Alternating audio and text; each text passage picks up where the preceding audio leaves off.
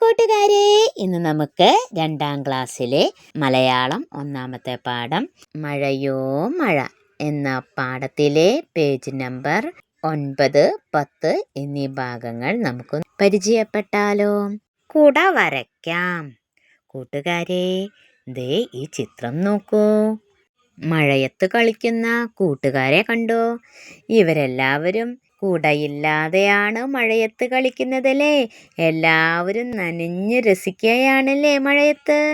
നമുക്ക് ഇവർക്കൊരു കുട വരച്ചു കൊടുത്താലോ? അപ്പോൾ കൂട്ടുകാരെ, ഒരു വലിയ കുട വരയ്ക്കണേ.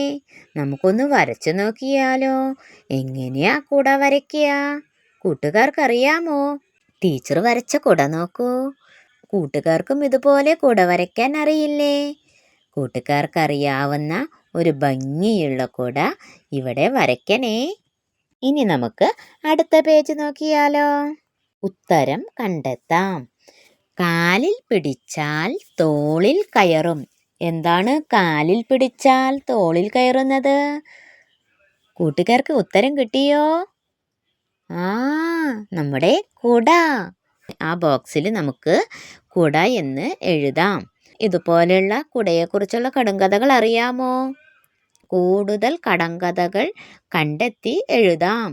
ഒറ്റക്കാലൻ ചന്തയ്ക്ക് പോയി. ആരാ? ഒരു കാലുള്ളത് ആരാ? കുട.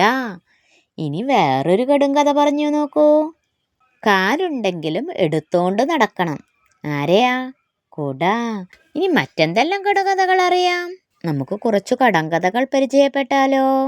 പിടിച്ചാൽ പിടികിട്ടില്ല, വെട്ടിയാൽ വെട്ടേൽക്കില്ല. എന്താ? വെള്ളം. വെള്ളത്തിനെ പിടിച്ചു കഴിഞ്ഞാൽ പിടിക്കാനും പറ്റില്ല, വെട്ടിക്കഴിഞ്ഞാൽ വെട്ടേൽക്കുമില്ല അല്ലേ. വെള്ളം. മറ്റൊരു കടുങ്കഥ നോക്കൂ. പച്ചയ്ക്ക് ഒരു കെട്ട്, ചുട്ടാൽ ഒരു കൊട്ട. എന്താ? പപ്പടം. പച്ചയായിരിക്കുമ്പോൾ അതൊരു കെട്ടായിട്ട് കിട്ടൂലേ. എന്നാൽ ഈ ഒരു കെട്ട് പപ്പടം നമ്മൾ ചുട്ട് കഴിഞ്ഞാലോ ഒരു കൊട്ട നിറച്ചുണ്ടാവൂലേ. ഇനി മറ്റൊരു കടുങ്കഥ നോക്കൂ. അടിപാറ, നടുവടി, മീതെ കുട. എന്താ? ചേമ്പ്. ഇതുപോലെ ഒരുപാട് കടുങ്കഥകൾ നമുക്ക് ഉണ്ടാക്കാൻ കഴിയും. ഇനി നമുക്ക് ഇതിൻ്റെ ബാക്കി ഭാഗങ്ങളുമായി മറ്റൊരു വീഡിയോ ആയിട്ട് നമുക്ക് നാളെ വീണ്ടും കാണാം. ബൈ.